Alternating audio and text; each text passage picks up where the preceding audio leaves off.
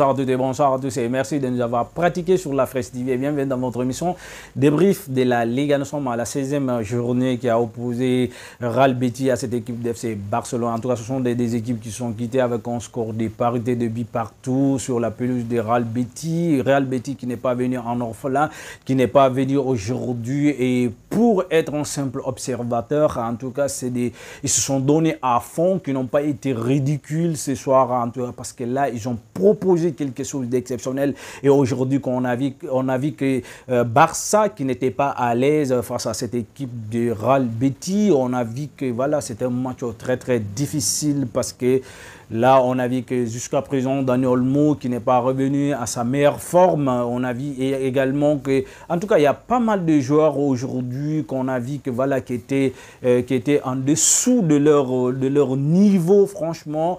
Et ça marche pas du tout. Et voilà, à chaque fois qu'on prépare la Ligue des Champions, on sait très bien que le match avant la Ligue des Champions, on sait que Barça a toutes les difficultés du monde parce qu'on est en train de vraiment tourner l'effectif et ça complique énormément le jeu, ça chamboule franchement le jeu et le système, le tactique de jeu d'FC Barcelone. Mais on a fait également à tenir en compte ce soir Hansi Flick qui a écopé son premier carton rouge du championnat aujourd'hui. Et voilà.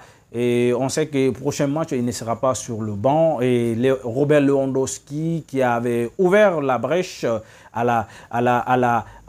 sur une passe sublime du Français, Jules Koundé, qui a donné une passe sublime. Et le tireur de lutte, vraiment, a fini le fond du filet et qui a marqué son 16e but du championnat. Et bravo aux Polonais qui continue sa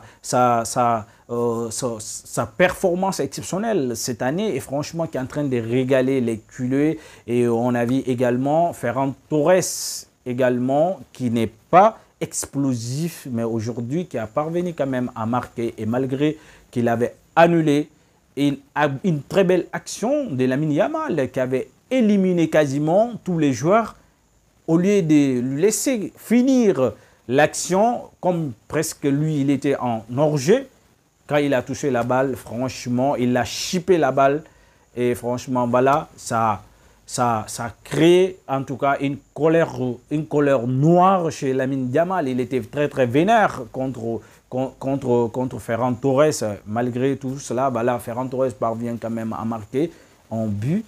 Et qui a été validé également un jeune joueur de 19 ans, Hassan Diaye, qui a félicité également, qui a marqué un but sublime, en tout cas parce qu'on a vu que la défense de l'FC Barcelone était complètement passive, il n'y avait pas de grinta, il n'y avait pas de marquage, on était complètement des observateurs de l'action et franchement parce qu'on a vu que Barça était en dessous de leur niveau.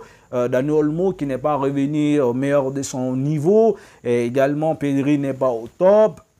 On a vu entre autres, franchement, et Lamine Yamal même d'ailleurs, oui, bien vrai qu'il a été nommé l'homme du match ce soir, qui a fait ce qu'il fallait faire à chaque fois qu'il est dans le terrain et on voit que voilà, il se donne à fond. À chaque fois que cette remarque également que Barça joue la Ligue des Champions et on a vu que le dernier match du championnat, avant la Ligue des Champions, Barça se retrouve toujours en difficulté et c'est devenu accoutumé maintenant et franchement, les joueurs, les adversaires en profitent également parce qu'ils savent très bien que Barça va essayer de tourner l'effectif et pour préparer la Ligue des Champions. Bien vrai qu'ils sont très bien positionnés en Ligue des Champions, mais toujours Barça est en tête. Et voilà, nous allons vous débriefer tout à l'heure la rencontre de FC Real face à cette équipe de Girona.